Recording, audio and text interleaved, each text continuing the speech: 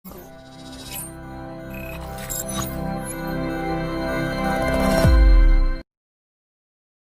Buleleng, kembali lagi dalam program Bincang-Bincang Kesehatan bersama Balimed. Tentu saja pada program kita kali ini akan ditemani oleh saya sendiri, Surya dari Divisi Humas Rumah Sakit Balimed Buleleng. Nah, pada kesempatan kita kali ini, kita akan membahas topik yang sangat menarik tentunya, yaitu mengenal gejala stroke. Nah, bagi kalian yang aware mengenai penyakit stroke, atau ingin memperdalam informasinya tentang stroke itu sendiri, baik pencegahan maupun gejala-gejalanya, silakan join di IG kita, di live IG kita, IG Balimed Buleleng.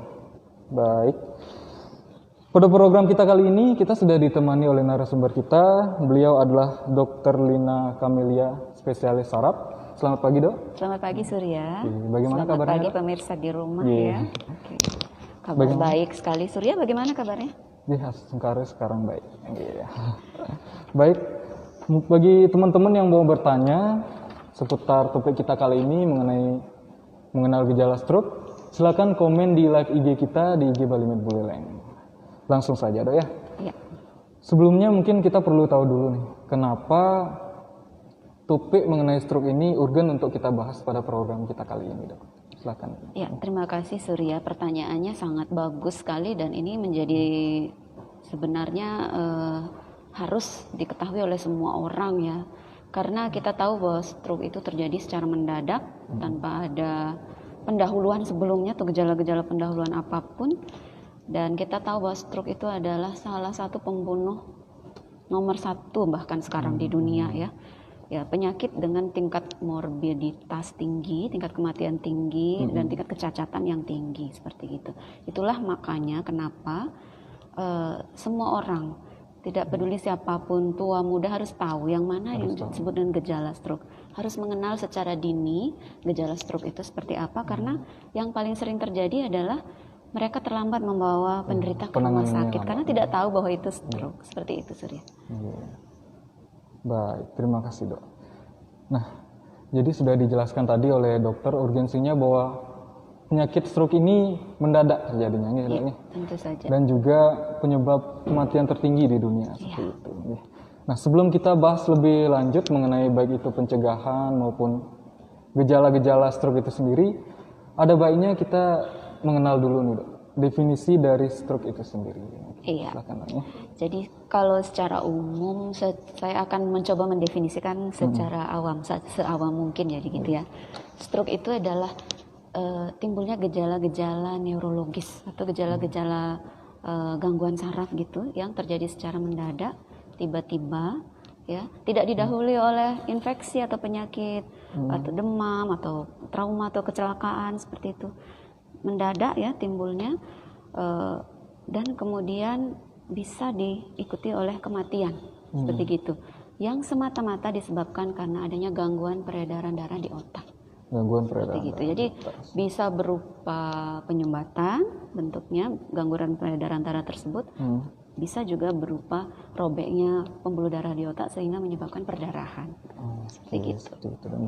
Nah, seperti yang dokter jelaskan tadi atau yang kita ketahui juga bahwa penyakit stroke ini terhitung tidak langka, Dok. Dalam artian mudah diketahui, mudah kita temukan orang-orang yang mengalami penyakit stroke ini. Apakah penyakit stroke ini ada jenis-jenisnya, Dok? Atau diklasifikasikan? Ada klasifikasi stroke secara umum. Sempat saya singgung tadi juga bahwa secara umum dibedakan menjadi 2 ya, tipe penyumbatan ya, di mana aliran darah ke bagian-bagian otak tertentu itu tidak lancar atau tersumbat karena sesuatu hal gitu. Dan yang kedua tipe perdarahan, di mana pembuluh darah otak yang tipis menggelembung kemudian pecah di salah satu sisinya menyebabkan adanya perdarahan. Tipe-tipe perdarahannya juga banyak. Jadi seperti ada 2 jenis secara garis besar ya. Secara garis besarnya itu penyumbatan dan pendarahan seperti itu ya. Dari penyumbatan itu mungkin ada detailnya, ada klasifikasinya lagi atau seperti apa? Seperti sempat saya singgung tadi, banyak juga jenis-jenis stroke tipe penyumbatannya. Yang paling sering itu karena aterosklerosis ya, karena adanya plak-plak aterom gitu istilahnya yang menempel gitu pada pembuluh darah. Sehingga Apa yang menyebabkan plak itu apa gitu? Dia berasal dari banyak. Misalnya pada orang-orang dengan dislipidemia atau lipid profilnya yang tidak bagus, yaitu tinggi kolesterol, misalnya trigliserida, ya, itu bisa terjadi penempelan plak di dinding pembuluh darah. Atau pada penyakit hipertensi kronis, ini yang paling sering, yang faktor risiko yang nomor 1 dari suatu stroke itu adalah suatu hipertensi. Jadi kalau tidak ditangani dengan baik, kronik seperti itu, lama-lama dia akan menyebabkan terjadinya aterosklerosis pada dinding pembuluh darah, lama-lama bisa menyebabkan penyumbatan pada area-area darah, peredaran darah tertentu. Nah, itu yang aterosklerosis. Yang lain juga ada yang namanya cardiac embolic stroke, ya, disebabkan karena gangguan jantung, gangguan katup seperti itu misalnya, atau pada penyakit-penyakit jantung tertentu yang lainnya, atau yang disebut dengan misalnya atrial fibrilasi, di mana jantungnya berdetak tidak tetap gitu, jadi tidak beraturan seperti gitu, akan menyebabkan gampang timbulnya loncatan emboli gitu, ya, melalui pembuluh darah. Salah satunya dia bisa menyumbat ke otak. Itu yang sering, ya. Itu. Baik teman-teman, tadi sudah sempat disinggung mengenai faktor risiko dari penyakit stroke itu sendiri. Mungkin sekarang lebih detail lagi, Dok, mengenai faktor risiko, baik itu dari faktor kesehatannya maupun dari gaya hidupnya, Dok. Benar sekali. Kalau kita bicara stroke, ya kita pasti harus lihat ke belakang. Kita harus lihat bahwa stroke ini bukan ujuk-ujuk ada gitu, ya. Pasti ada sesuatu yang menjadi pencetus seperti gitu. Kalau tadi aterosklerosis yang saya sempat singgung, tentunya kita harus melihat seseorang itu menderita apa. Seorang penderita stroke itu harus kita tanya, adakah dia riwayat hipertensi kronis, penyakit-penyakit kronis seperti itu. Hipertensi nomor 1 sebagai faktor risiko stroke. Kemudian apakah menderita diabetes mellitus, ya, kencing manis, itu juga salah satu faktor risiko yang cukup besar peranannya menimbulkan stroke. Kemudian yang ketiga, dislipidemia atau gangguan lipid profile itu, kolesterol yang tinggi, trigliserida yang tinggi, terutama fraksi LDL-nya, ya, yang kolesterol jahat gitu istilahnya, ya. Seperti itu kita harus curigai bahwa dia sebagai suatu faktor risiko stroke. Secara umum sih dibagi 2 dia sebenarnya. Ini bisa sebagai faktor risiko yang saya sebutkan tadi, itu modifiable, dapat dimodifikasi, ya. Dimodifikasi artinya gimana? Kita bisa tata laksanai dengan obat-obatan misalnya, dengan Dek Surya tadi sempat bilang tata laksana lifestyle gitu, bisa kita tata laksanai dengan berbagai hal. Tapi ada salah satu faktor risiko yang tidak bisa dimodifikasi, ya, unmodified, ya, kayak begitu. Jadi misalnya contoh umur, semakin usia semakin tua, maka kecenderungan seseorang akan menderita stroke itu tentu saja lebih rentan. Kemudian dari studi-studi juga dikatakan bahwa faktor risiko jenis kelamin laki-laki itu lebih rentan pada faktor usia-usia tertentu, dia lebih rentan terkena. Laki berbahaya itu. Laki-laki berbahaya. Ya. Tapi ada pada usia tertentu juga nanti wanita lebih tinggi justru peaknya seperti itu nanti. Tapi secara umum laki-laki disebutkan lebih berbahaya. Ras-ras tertentu misalnya dikatakan Afrikan seperti itu. Itu lebih rentan terkena stroke daripada ras lainnya seperti gitu. Itu faktor-faktor risiko yang kita tidak bisa modifikasi.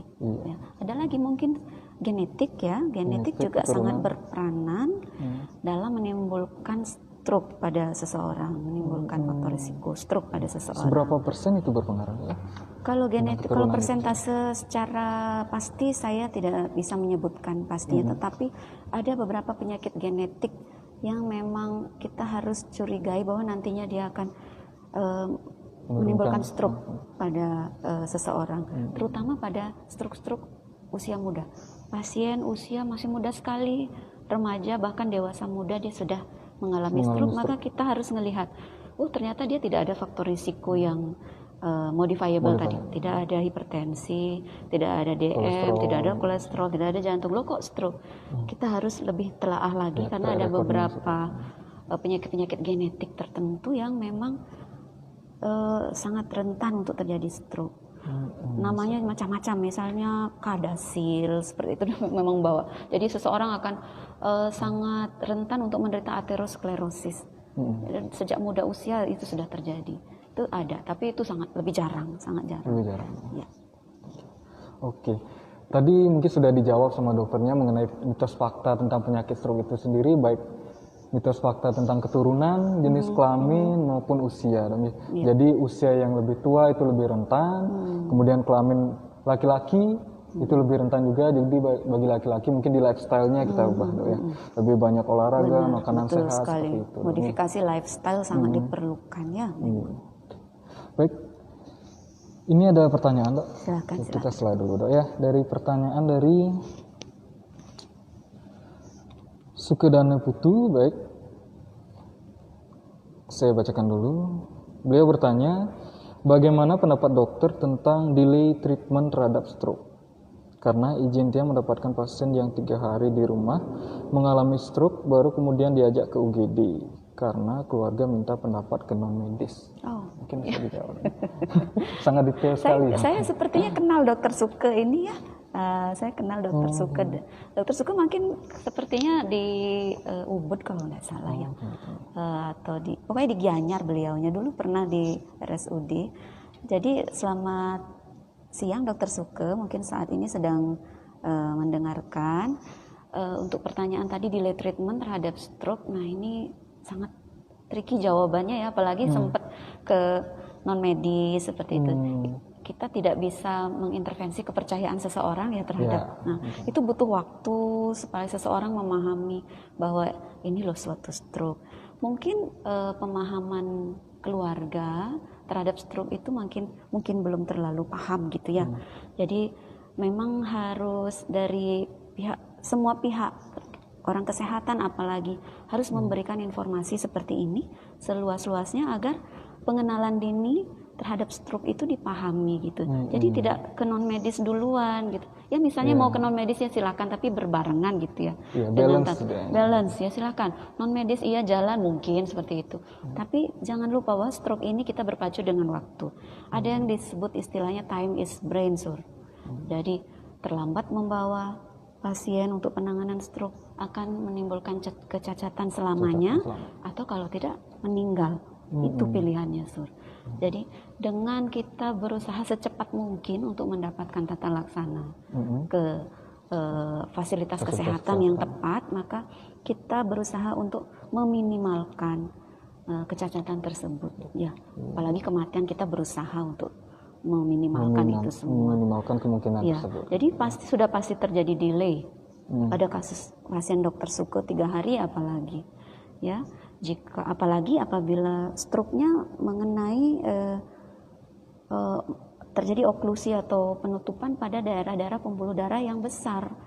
Kalau misalnya pembuluh darah di otak yang besar yang tertutup, otomatis area otak yang mengalami kecacatan, yang tidak mendapatkan aliran darah juga banyak, sehingga kecacatan yang ditimbulkan pasti berat. Ya, hal seperti itu memang tidak harus sesegera mungkin. Bahkan sebenarnya aturan itu di bawah 3 jam seseorang itu sudah harus mendapatkan penanganan di rumah sakit. Gitu. Oke, kemudian ada yang bertanya juga dok, apa pertolongan pertama jika keluarga kita mengalami stroke di rumah? Baik, untuk teman sehat Bali Med, untuk pertanyaan ini kita delay dulu. Kita mau bahas gejalanya dulu nih, biar teman-teman tahu dulu gejala dininya seperti apa, nanti baru kita bahas mengenai pencegahan maupun penanganannya seperti itu dong. Baik, sudah di trigger tadi, jadi kita kali ini akan membahas mengenai gejalanya. Tentunya gejala dininya seperti apa tentang penyakit. Ini penting sekali ya Surya untuk pemirsa juga. Mengenal gejala stroke itu susah-susah gampang, tetapi ini yang gejala umum stroke yang paling banyak dialami oleh penderita. Gejala stroke itu sangat luas sebenarnya, ya. Tidak hanya kelemahan separuh tubuh, tidak hanya itu. Bahkan pada beberapa kasus sama sekali tidak ada gejala yang prominen, tidak nampak seperti itu, tapi seperti perubahan tingkah laku, ya, kadang-kadang bicara agak sulit, yang tidak terlalu berat. Ternyata kalau dilakukan pemeriksaan oleh dokter saraf dan dilakukan CT scan, ternyata ada stroke. Nah, jadi bagi keluarga di rumah, misalnya mendapati keluarganya atau tetangga atau siapapun yang mengalami perubahan separuh tubuh misalnya, coba dicek muka. Nomor satu, muka dilihat simetris atau tidak. Suruhlah pasien tersenyum, penderita itu tersenyum. Kalau mencong ke salah satu sisi, kita curiga ada sesuatu. Kemudian suruhlah tangannya diangkat seperti ini. Untuk gejala-gejala stroke yang agak ringan-ringan ini ya. Kalau misalnya yang sudah sama sekali nggak bisa ngangkat ya sudah pasti. Nah, kalau yang ringan-ringan disuruh ngangkat seperti ini, pasti akan jatuh ke salah satunya yang lemah itu. Kemudian juga tungkainya juga seperti itu.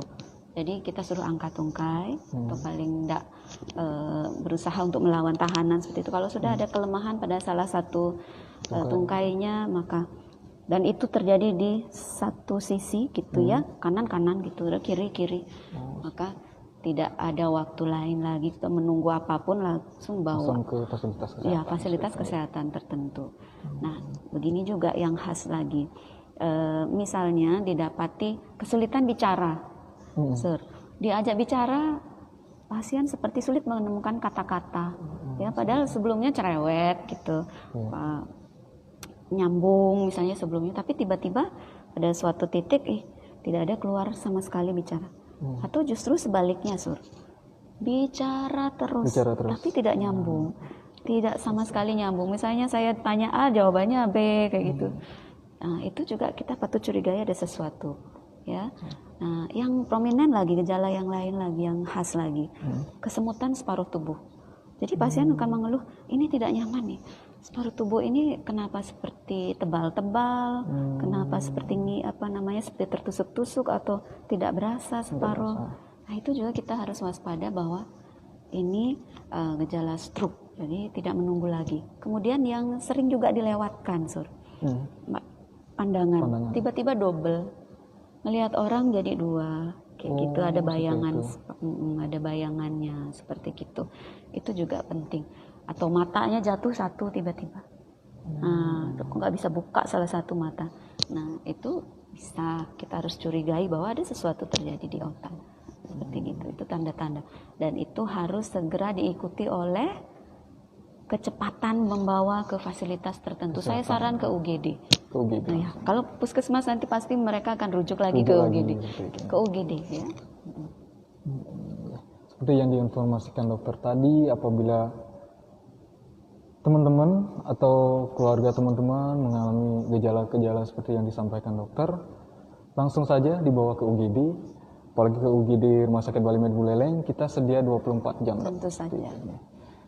Baik, nah tadi sudah dibahas panjang lebar mungkin mengenai gejala-gejalanya itu.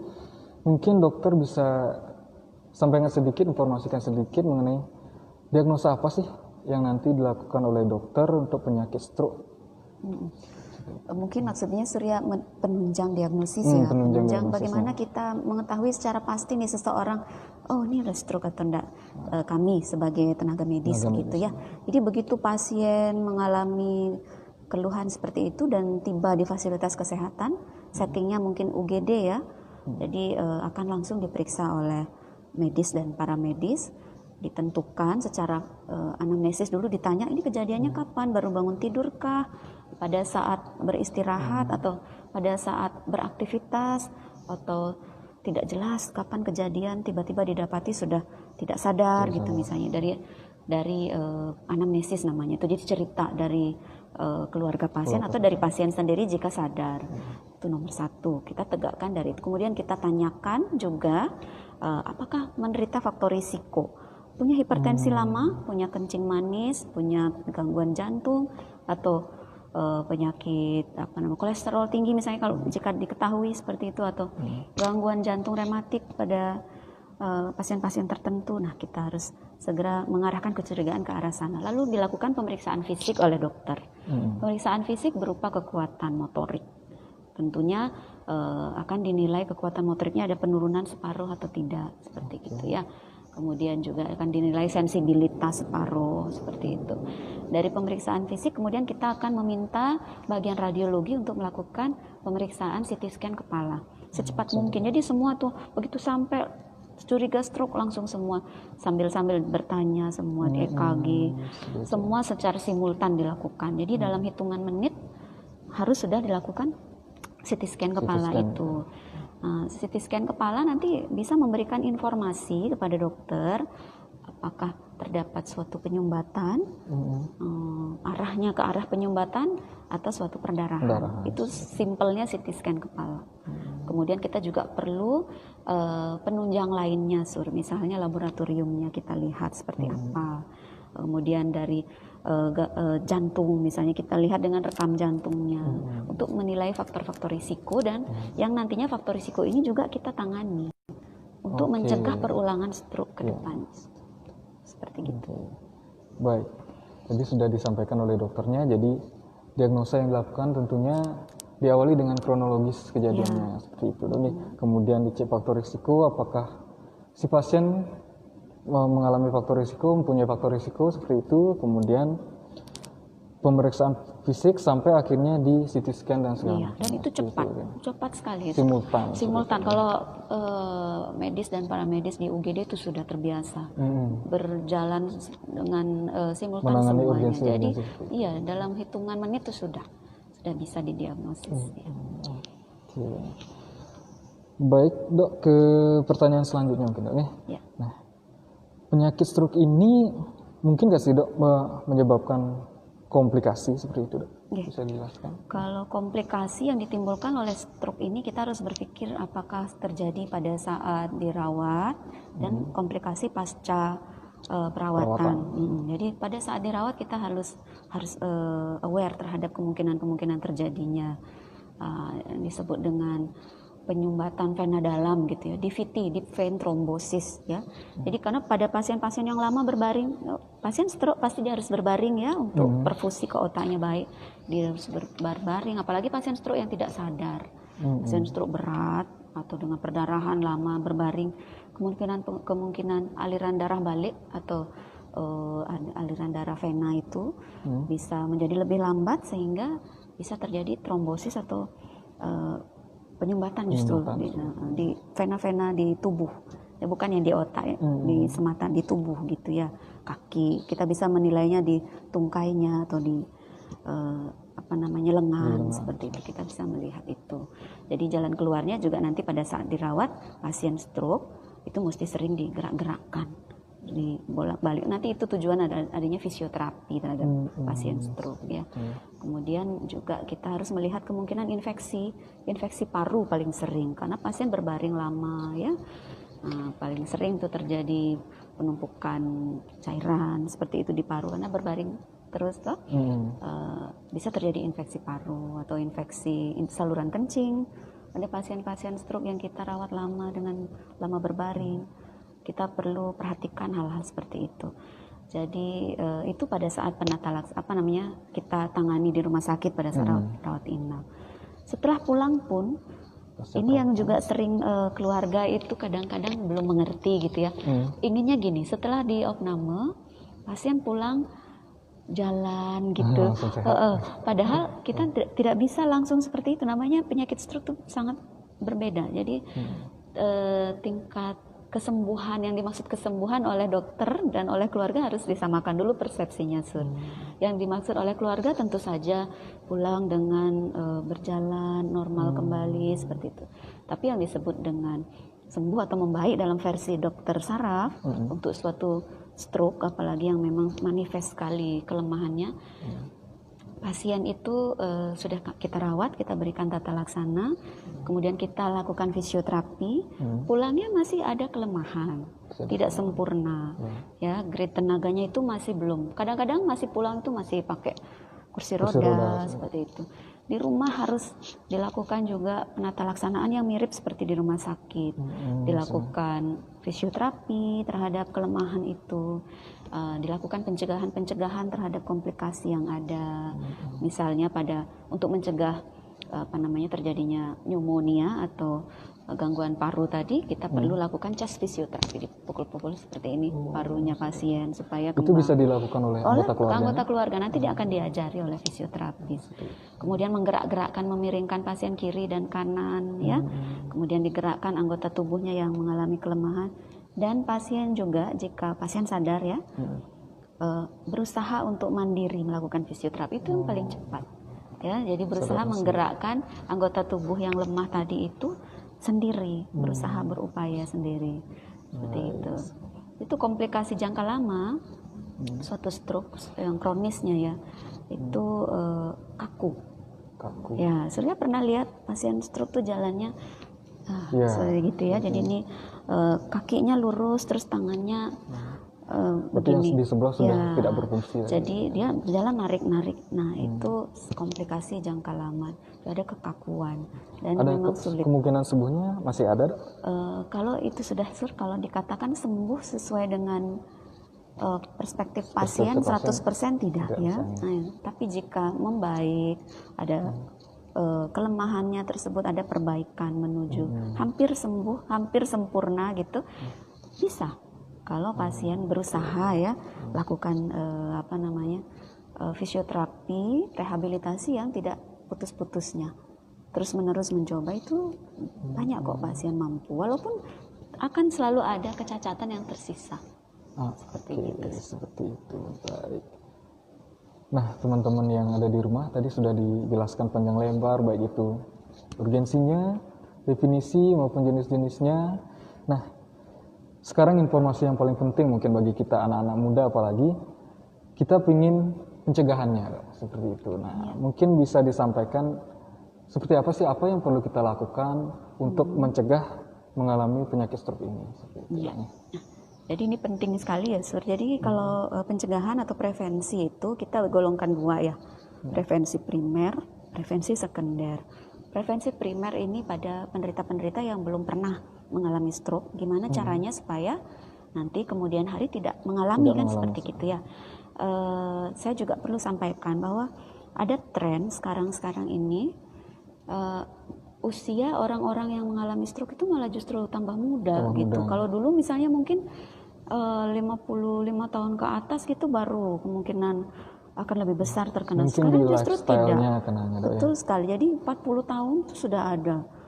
Kita cek ternyata obesitas, ternyata kurang gerak, ternyata ada gangguan diabetes atau kolesterol seperti tadi.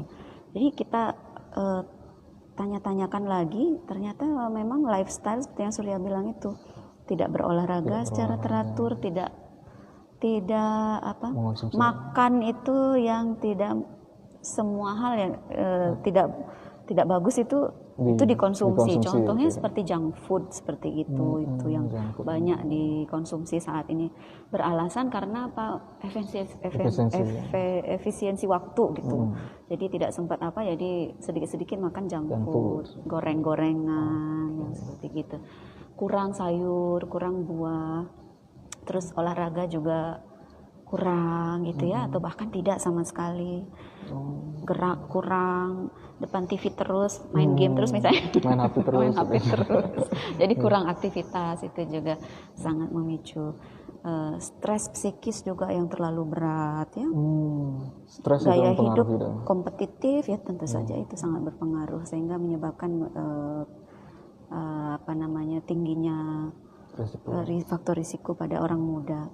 Jangan lupa Sur, ada salah satu yang saya tadi lupa sebutkan, pada orang muda ada beberapa penyakit infeksi tertentu yang nantinya bisa ujung-ujungnya menjadi stroke. Misalnya contohnya penyakit-penyakit yang menurunkan imunitas, daya tahan tubuh seperti infeksi HIV, yang seperti banyak sekali akan menuju ke arah stroke seperti gitu nanti sebagai faktor risiko.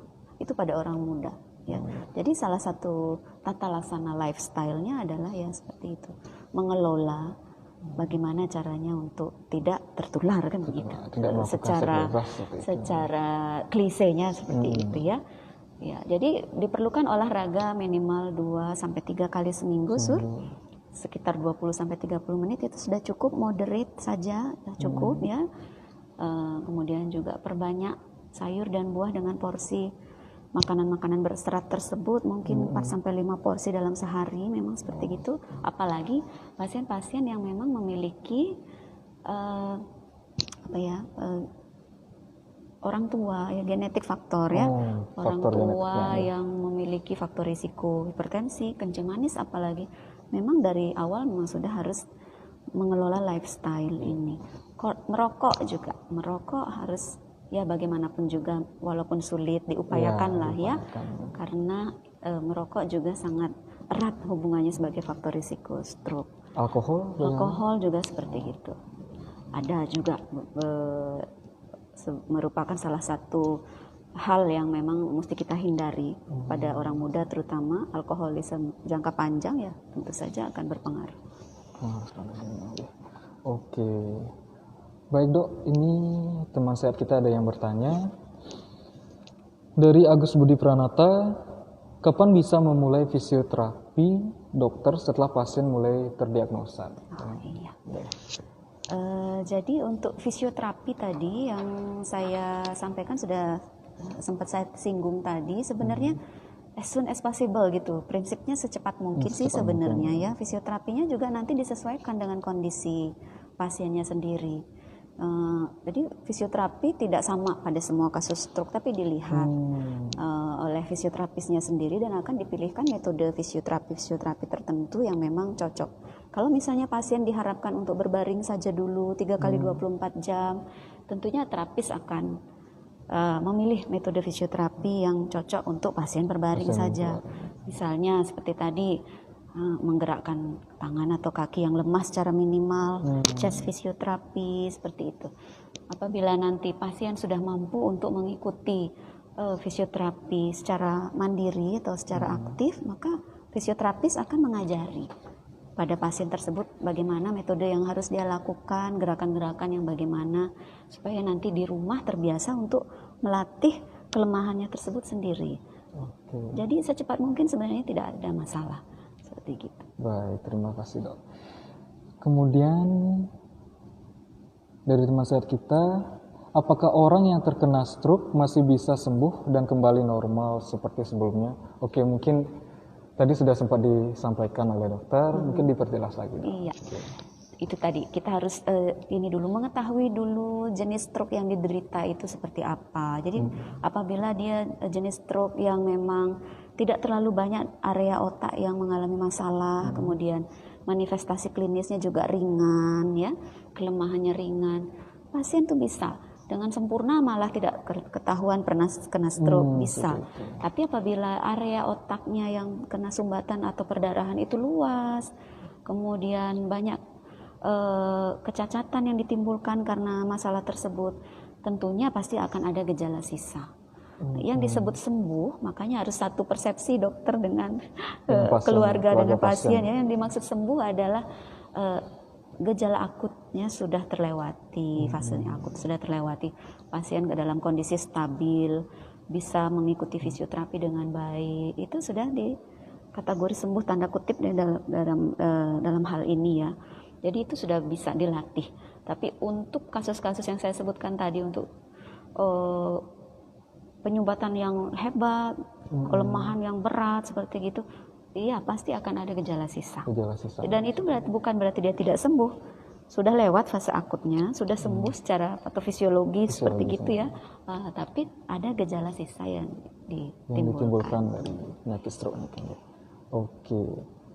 Nah, tadi sudah dijelaskan panjang lebar mengenai penyakit stroke dari dokternya sendiri, dan teman-teman yang belum kebagian untuk bertanya mungkin bisa make appointment sama dokternya di rumah sakit kita. Beliau juga praktek di Rumah Sakit Balimed Buleleng.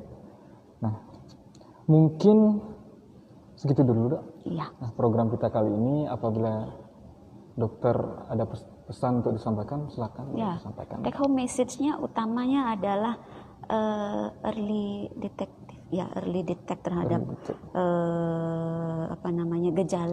gejala klinis stroke ini. Jadi yang saya sampaikan tadi, fast ya, face, arm, leg, muka, lengan dengan tungkai. Nah, jadi muka suruh senyum pasiennya jika ada mencong, curiga. Tangan suruh ngangkat jika ada kelemahan ringan, curiga. Tungkai juga demikian. Setelah kita dapati ada kelemahan, maka tidak menunda, membawa ke fasilitas kesehatan, utamanya bawa ke UGD sesegera mungkin. Ya, jika ada kepercayaan khusus, misalnya seperti orang Balianis skala seperti itu, ya lakukanlah bersama-sama supaya kita bisa mengejar time is brain ini, bisa terkejar seperti gitu, sehingga morbiditas dan mortalitas itu bisa rendah, tingkat morbiditas dan mortalitasnya. Gitu. Oke, baik. Terima kasih Dok nih atas kesempatannya untuk memberikan informasi mengenai stroke ini. Tentu teman-teman yang ada di rumah juga ada ilmu baru nih yang didapat. Nah, jadinya ketika di rumah ada yang mengalami gejala seperti itu, dia sudah tahu nih apa yang harus dilakukan, apa yang harus dilakukan di rumah, atau langsung ke UGD tentunya. Seperti itu, baik. Mungkin sekian dulu topik kita kali ini. Jangan lupa saksikan program kita selanjutnya dengan topik-topik yang menarik tentunya, yang berkisar di kesehatan seperti itu. Baik, terima kasih teman-teman yang ada di rumah. Sampai jumpa di program kita selanjutnya.